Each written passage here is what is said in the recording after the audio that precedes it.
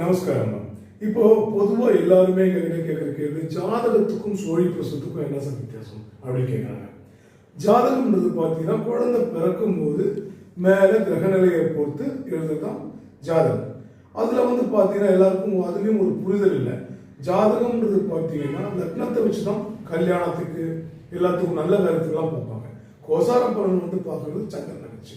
இப்போ சோழி பிரசனம் அப்படியே வந்தீங்கன்னு சொன்னால், சோழி பிரசனங்கிறது அவங்க வரும்போது அந்த கிரகநிலை என்ன, இவங்களுக்காக நம்ம ரேண்டமாக எடுக்கிற சோழிகள்லேருந்து வச்சு லக்னம் வாங்கி நாங்கள் சொல்கிறது தான் சோழி பிரசனம் வருது. இதில் வந்து நீங்கள் வந்து நிறைய அட்வான்டேஜ் இருக்குது. என்னன்னு கேட்டிங்கன்னா, உங்களை பற்றி மட்டும் இல்லாமல் நீங்கள் உங்கள் கணவரை பற்றி கேட்கலாம், தம்பியை பற்றி கேட்கலாம், அண்ணனை பற்றி கேட்கலாம், சகோதர சகோதரிகளை பற்றி கேட்கலாம், உங்கள் ஆஃபீஸை பற்றி கேட்கலாம், பிஸ்னஸ் பிளேஸை பற்றி கேட்கலாம், வீடை பற்றி கேட்கலாம், துர்மரணங்கள் ஏற்பட்டுதான் அதில் வர பிரச்சனைகளை பற்றியும் கேட்கலாம்.